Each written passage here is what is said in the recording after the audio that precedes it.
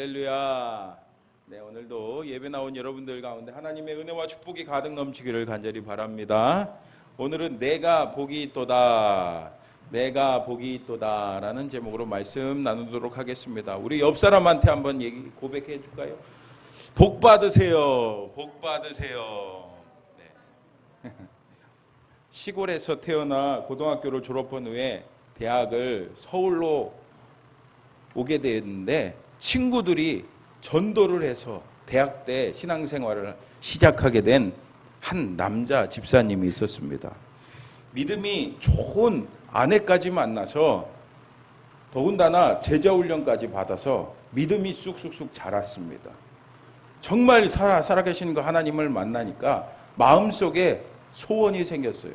기도 제목이 생겼습니다. 무엇일까요, 여러분?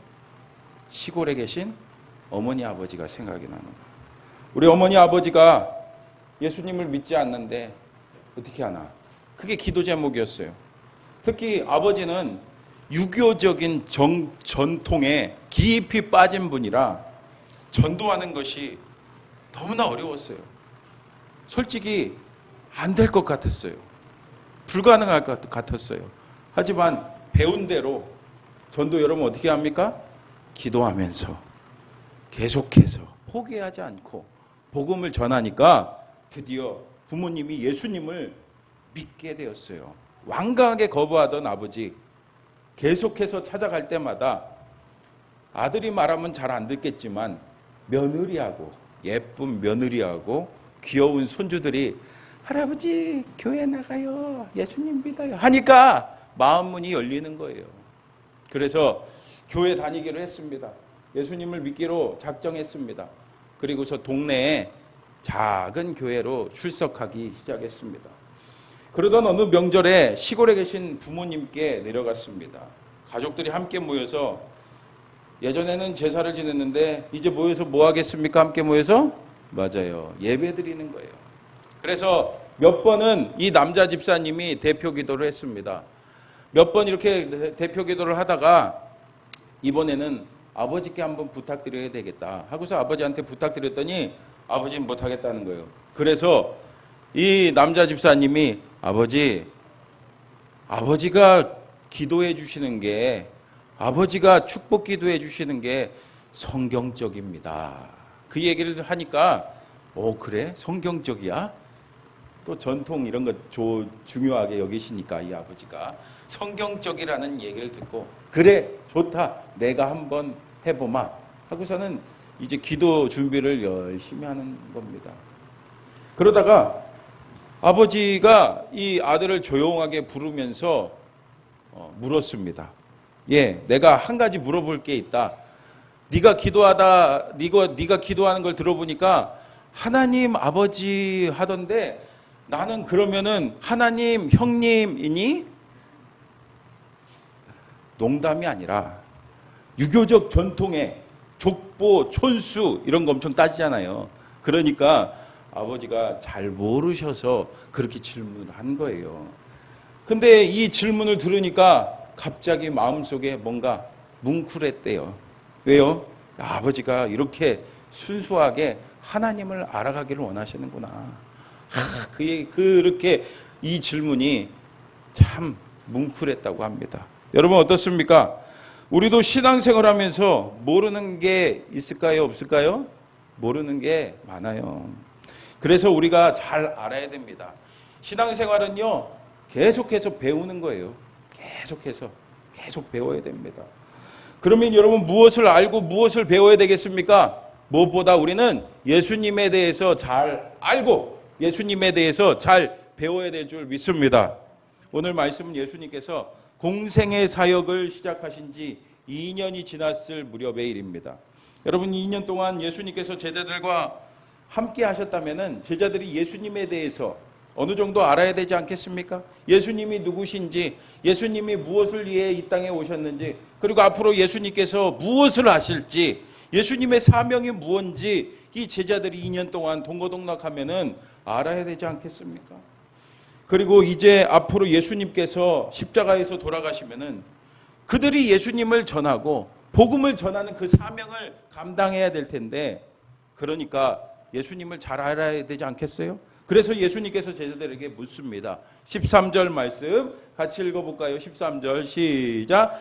예수께서 빌립보 가이사랴 지방에 이르러 제자들에게 물어 이르시되 사람들이 인자를 누구라 하느냐. 아멘. 근데 여러분, 왜 예수님께서 다른 곳도 아닌 이 빌립보 가이사랴 지방에 이르러 제자들에게 물었을까요? 예수님 당시 이 가이사랴라는 지역은 두 곳이 있었습니다. 하나는 지중해 연안의 요빠라는 도시 위에 위치한 가이사랴입니다. 가이사랴는 요새였어요. 그 요새는요, 헤롯 왕이 로마의 황제 아구스도를 기념하기 위해 만들어 놓은 지역입니다. 그래서 황제를 부르는 명칭인 가이사랴를 붙여서 가이사랴라고 이름 붙인 겁니다. 굳이 우리말로 번역하면은 황제성 뭐 이런 뜻이겠죠. 그리고 또 다른 한 곳은 오늘 본문에 나와 있는 빌립보 가이사랴입니다. 이 도시는요, 헤롯 왕의 아들인 빌립 왕이 그 당시 로마의 황제인 디베리오에게 잘 보이려고 그렇게 이름을 갖다 붙인 겁니다. 그래서 가이사랴죠. 그런데 가이사랴가 두 군데잖아요. 그러니까 이 지중해 연안에 있는 도시와 구별하기 위해서 자기 이름을 붙인 거예요. 그래서 빌립보 가이사랴라고 이름을 붙였습니다. 이렇게 빌립 왕이 가이사 곧 로마의 황제에게 잘 보이기 위해서 얼마나 그 도시를 멋지게 만들었을까요, 여러분? 더군다나 이곳은요, 과거로부터 이방 신전들이 많이 모여 있는 곳입니다. 그래서 사람들이 이 도시에 있는 세상의 부유함과 호화로움으로 뒤덮인 멋진 여러 건축물들과 그리고 멋지게 만들어 놓은 이방 신전들을 보고서는 마음이 빼앗겼습니다. 그러니 이런 이곳에서 진정한 세상의 주인이 누군지, 진정한 세상의 주인이 누군지 분명하게 제자들에게 알려주기를 원하셨던 거죠. 그래서 예수님이 제자들에게 묻습니다. 사람들이 인자를 누구라 하느냐. 인자는 예수님을 말하는 거죠. 예수님이 누구인가? 라고 묻는 거죠. 여러분, 우리도 마찬가지 아닙니까? 현대를 살고 있는 우리는 지금 어느 때보다도 물질적으로 또 과학적으로 발전된 세상에서 살고 있습니다. 그래서 한마디로 황금 만능주의 세상이라고 하잖아요. 그래서 물질이면 최고다라고 생각하며 살고 있습니다. 그러다 보니까 누가 잘 됐다, 누가 부자 됐다, 누가 돈 많이 벌었다, 그러면 거기에 눈이 쏠려요. 저도 이 반월초등학교 왔다 갔다 하는데 눈에 딱 띄는 게 있더라고요. 로또 복권 2등 당첨, 3등 당첨 이렇게 붙여놨더라고요. 거기 가는 길에 로또 파는데 그게 눈에 확 띄더라고요. 여러분, 그럼 이러한 세상 속에 사는 우리는 예수님을 누구라고 생각하십니까? 예수님의 질문에 제자들이 대답합니다. 14절 같이 읽어볼까요? 시작. 이르되 더러는 세례 요한, 더러는 엘리야, 어떤 이는 예레미야나 선지자 중에 하나이다. 아멘. 우선 사람들이 뭐라고 한다고요? 세례 요한이라고 한대요. 예수님 당시에 세례 요한이 그 이름 좀 날렸잖아요. 그러니까 세례 요한이 부활했다고 생각하는 겁니다. 헤롯 왕이 그랬잖아요. 예수님께서 막 기적을 일으키고 하니까 세례 요한이 부활한 거 아니냐고 그랬잖아요. 또 엘리야라고 하는 사람도 있었습니다. 엘리야는 여러분 어떤 사람입니까? 아합왕과 이세벨 왕비와 맞서 싸워서 불의에 맞서 싸워 그 하나님의 영광을 드러낸 사람입니다. 예수님도 어떻습니까? 불의를 보면은 가만히 계시지 않았잖아요. 그리고 갖가지 능력과 기적을 베풀었잖아요. 또 어떤 사람들은 예레미야라고 생각합니다. 여러분, 예레미야는 무슨 선지자라고 합니까? 일명 눈물의 선지자라고 하잖아요. 눈물의 선지자. 예루살렘의 멸망을 놓고 얼마나 눈물을 지었습니까? 마찬가지로 예수님도 사람들을 불쌍히 여기면서 눈물을 흘리셨어요. 이뿐이 아니라 또 다른 선지자 중에 하나라고 합니다. 근데 여러분, 이 말이 맞습니까? 안 맞죠. 하지만 여러분, 우리도 그럴 수 있어요. 여기에 우리가 이렇게 다 같이 한 자리에 모여 있지만, 똑같은 자리에 똑같은 장소에 앉아 있지만 생각이 다 다를 수 있어요. 어떤 분들은 그렇죠. 정말 나를 위해 이 땅에 오시고 나를 위해 십자가에서 돌아가신 그 예수님 너무 감사합니다 하면서 하나님께 온전히 예배드리려고 이 자리에 앉아 계신 분들도 있을 겁니다. 또 어떤 분들은 아직 나는 잘 그런 거 모르겠고 예수 믿으면은 잘 된다고 복 받는다고 하니까 교회에 한번 와야 되겠다라는 생각으로 앉아 계신 분도 있을지 모릅니다. 또 어떤 분들은 남들이 가자고 하니까, 어머니 아버지가 가자고 하니까 어쩔 수 없이 이 자리에 앉아 계신 분들도 있을지 모르겠습니다. 여러분, 이렇게 오늘 우리가 같은 예배당에 나와 앉아 있어도 이렇게 다양한 마음을 가질 수가 있어요. 하지만 이런 모습이 우리뿐만이 아니었습니다. 오늘 예수님의 제자들도 예수님과 동고동락하면서 2년을 함께 지냈는데도 불구하고 제자들도 마찬가지였어요. 그러니 예수님께서 오늘 분명하게 알려주고 싶은 거예요. 다 예수님에 대해서 제대로 알고 있는지 그것을 알려주고 싶은 거예요. 그래서 예수님께서 제자들에게도 묻습니다. 15절에 이르시되 너희는 나를 누구라 하느냐. 여러분, 동일하게 우리 주님께서 여러분들에게 나를 누구냐 하느냐 생각하면, 이렇게 질문한다면은 여러분들 뭐라고 대답하시겠습니까? 이렇게 예수님께서 묻자 이 12 제자들이 서로 눈치를 봅니다. 서로 눈치를 보면서 선뜻 대답하지 못하고 있는데, 그때 베드로가 나서죠. 16절 같이 읽어볼까요? 시작. 시몬 베드로가 대답하여 이르되 주는 그리스도시요 살아계신 하나님의 아들이시니이다. 아멘. 할렐루야. 여러분들 가운데도 이 고백이 있기를 축복합니다. 뭐라고요? 주는 그리스도시요 살아계신 하나님의 아들이십니다. 여러분, 그렇습니다. 예수님은 그리스도십니다. 그러면 여러분, 그리스도라는 뜻이 뭡니까? 그리스도. 여러분, 교회에서 그리스도라는 말을 많이 들어보셨죠?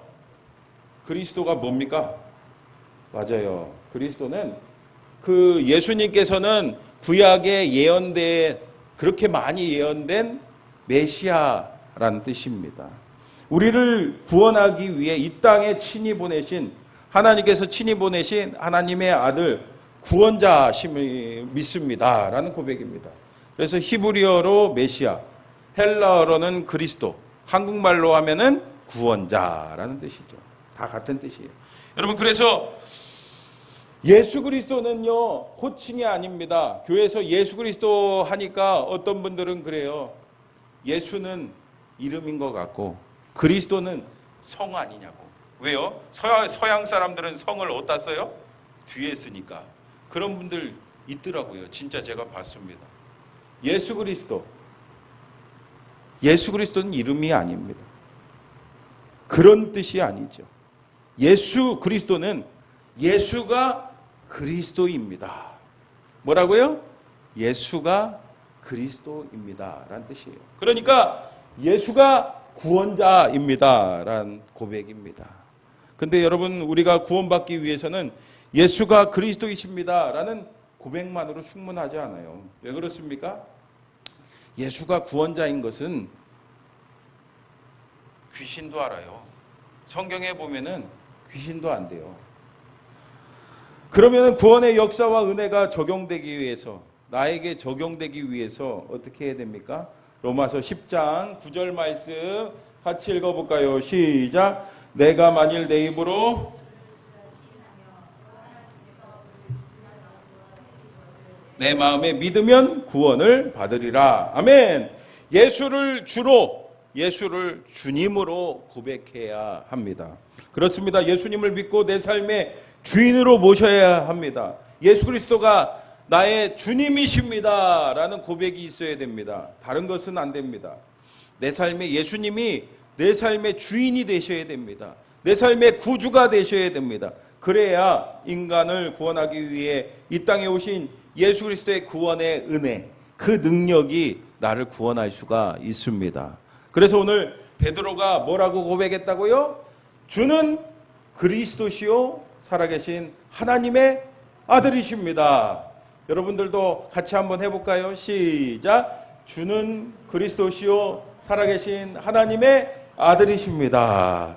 여러분 정말로 이 고백이 있기를 축복합니다. 그러면 뒤에 나오는 살아계신 하나님의 아들이십니다. 이게 무슨 뜻입니까? 우선 하나님의 아들이라는 말은 예수님께서는 하나님의 아들로서 하나님이란 뜻이에요. 여러분 그렇잖아요. 저희 아들이 제가 사람이니까, 그렇죠? 제가 사람이니까 저희 아들이 다른 동물이 아니잖아요. 그렇죠? 소나 말이나 아니잖아요. 저희 아들이. 제가 사람이니까 저희 아들도 사람이잖아요. 마찬가지로 하나님의 아들이신 우리 예수님은 하나님이십니다. 그리고 살아계시다는 것은 무슨 뜻입니까? 앞서 말씀드렸다시피 가이사랴 빌립보에는 우상들이 많이 있었어요. 나무나 돌로 만든 우상들. 그 신들은 다 가짜 죽은 신이지만 우리 예수님께서는 살아계신 참신이란 뜻이에요. 참 하나님이시란 뜻입니다. 이렇게 베드로는 정확하게 대답했어요. 그러니 예수님께서 뭐라고 하십니까? 우리 17절 같이 읽어볼까요? 시작. 예수께서 대답하여 이르시되 바요나 시몬아 내가 복이 있도다. 이를 내게 알게 하니는 혈육이 아니요 하늘에 계신 내 아버지시니라. 아멘. 내가 복이 있도다. 내가 복 받았다. 여러분 그렇습니다. 예수님 믿으면 복 받습니다. 예수님 믿으면 복 받아요. 근데 여러분 우리가 복하면 무엇을 먼저 생각합니까? 넓은 집, 막 50평, 60평, 화장실 2개, 3개 달린 집, 그리고 멋진 자동차. 요즘에는 무슨 자동차가 좋습니까? BMW, 우리나라 국산 G80 이런 거. 다 모르세요? 그리고 자녀가 잘 되는 거, 물질적으로 복 받는 거, 당장 눈에 보이는 거 생각합니다. 물론 이것도 복입니다. 근데 여기서 복으로 번역된 그 헬라어가 마카리오스인데 이것은 엄밀하게 따지면요 행복하다, 잘 지낸다 이런 뜻입니다. 잘 산다 이런 뜻입니다. 그럼 이렇게 번역할 수 있는 거죠. 내가 복되도다, 네가 복이 있도다. 이것은 이렇게 번역할 수도 있는 거예요. 너는 행복한 사람이다. 너는 행복한 사람이다. 여러분 예수님 믿으면은 행복이 있습니다. 여러분 우리 옆 사람한테 한번 인사할까요? 예수님 믿고 행복하세요. 시작. 여러분 그렇습니다. 예수님 믿고 복 받는 건 정말 행복한 삶입니다. 아무리 현실과 환경이 어려워도 예수님 믿으면요 주님이 주시는 그 평안과 주님이 주시는 그 기쁨을 누릴 수가 있습니다. 근데 제가 이렇게 참 설명을 하고 있지만 행복이 넘치고 평안이 넘치는 복을 이야기하고 있지만 사실 이거는요 말로 표현할 수가 없는 거죠. 경험해 봐야 됩니다. 이것은 사실 인간적으로 어떻게 해야 되는 것이 아니기 때문이에요. 다 하나님께서 주셔야 되는 거예요. 여러분 내 마음을 내 마음대로 바꿀 수가 없잖아요. 그래서 예수님께서 베드로에게 주는 그리스도시요 살아계신 하나님의 아들이라는 것을 이것을 알게 한 분이 계시다고 말씀합니다. 여러분 누구예요? 17절 하반절 보세요. 이를 내게 알게 하니는 혈육이 아니요 하늘에 계신 내 아버지시니라. 아멘.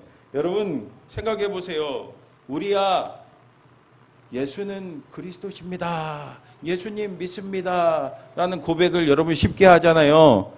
하지만 교회 밖의 사람들은 그것을 쉽게 고백하지 못합니다. 여러분 전도해 봐서 아시겠지만 그들은 예수님을 믿기를 거부합니다. 그리고 무엇보다 사실 이것은 우리의 힘으로 안 되잖아요. 그러니 우리의 힘으로 사람을 바꿀 수 있고 예수 믿게 한다는 것은 불가능합니다.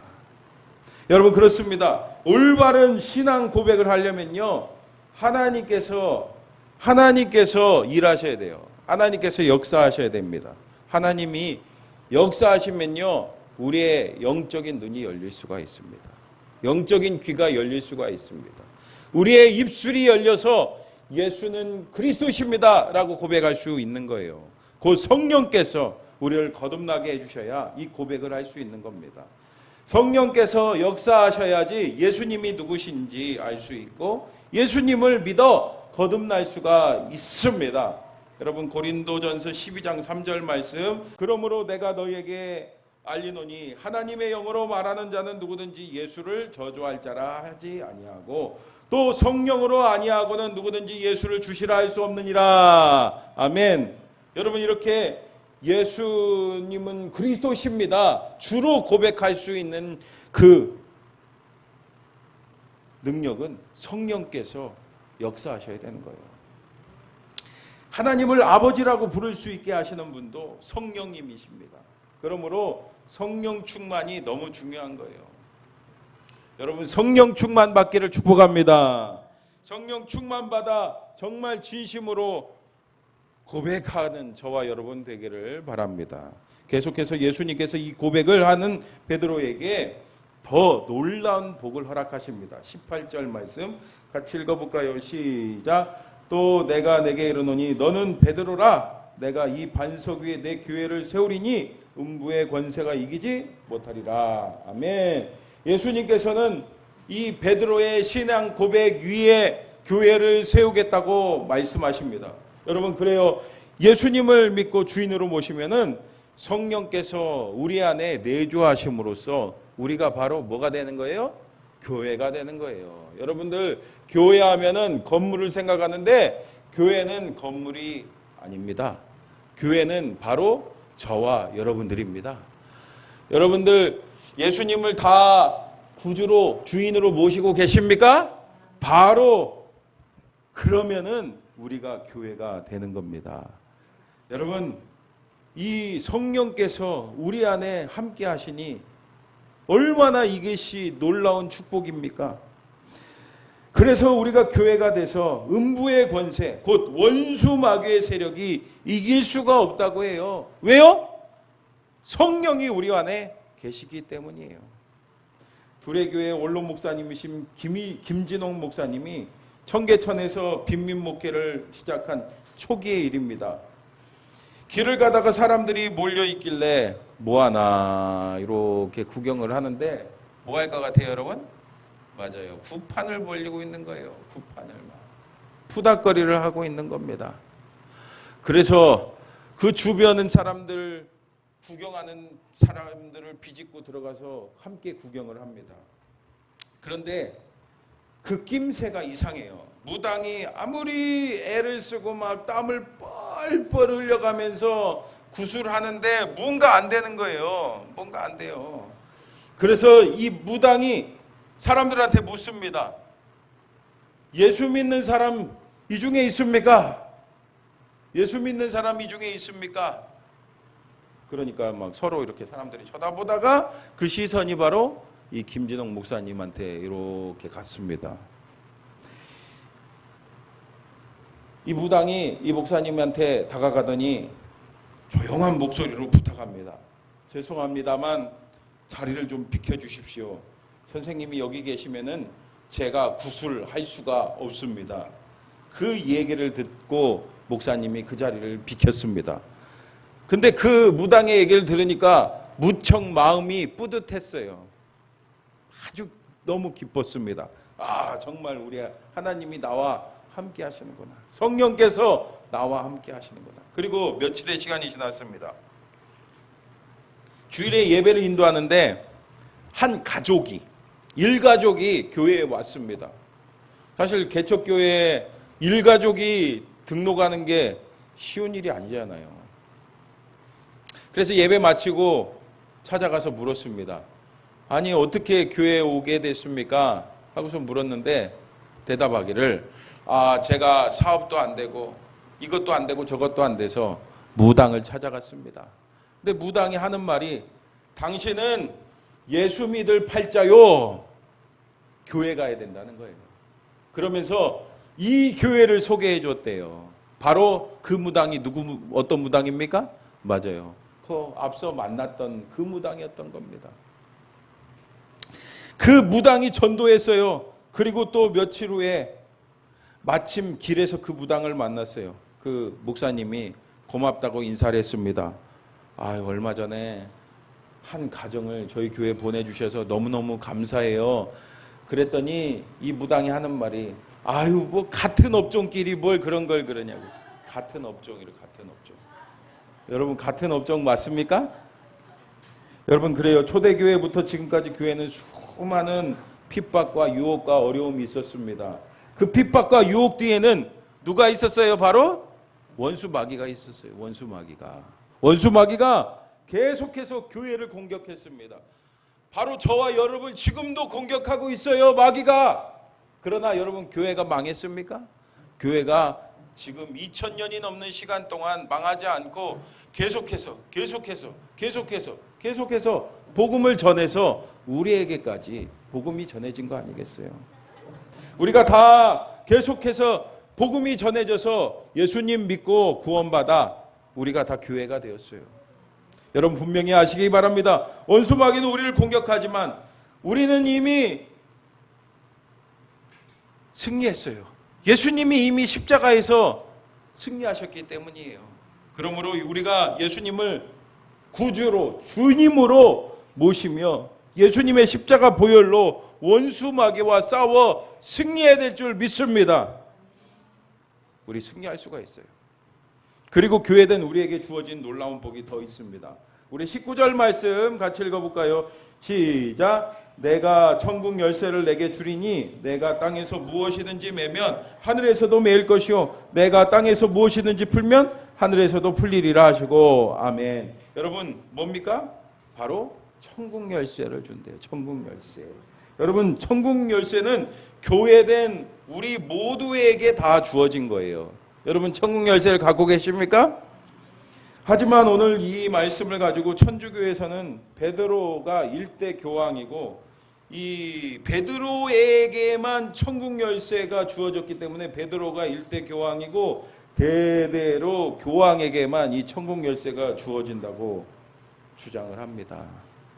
그래서 교황은 무오하다, 오류가 없다, 교황은 완전하다라고 이렇게 주장을 하죠.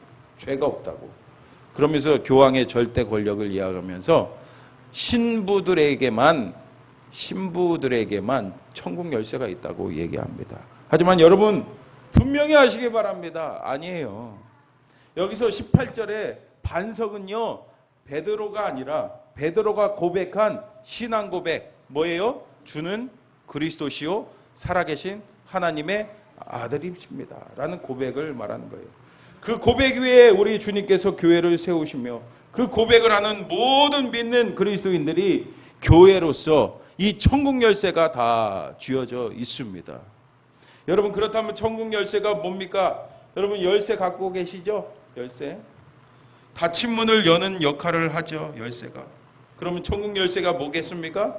천국 문을 여는 열쇠죠. 그래서 누구든지 예수님을 믿는 사람은 천국 열쇠를 갖고 있어서 땅에서 무엇이든지 매면 하늘에서도 매이고 땅에서 무엇이든지 풀면 하늘에서도 풀리는 역사가 지금도 일어나고 있습니다. 그래서 우선적으로 천국 열쇠는 하나님께 기도할 수 있다는 거고, 교회인 우리가 기도하면은 하나님께서 응답하신다는 뜻입니다. 그리고 더 나아가 천국 열쇠는 복음입니다. 복음.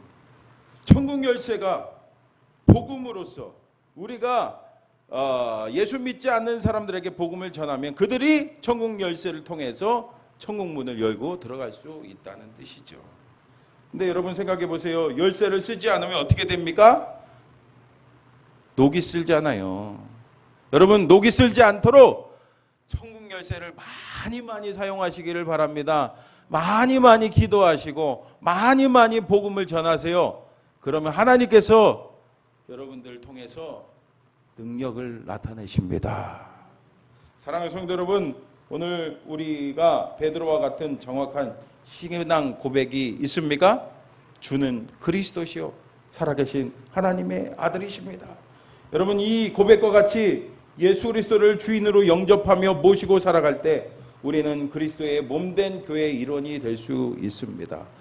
그리고 하나님 주신 복을 오늘 여러 가지 말씀 나눴잖아요. 이 복을 누릴 수가 있습니다.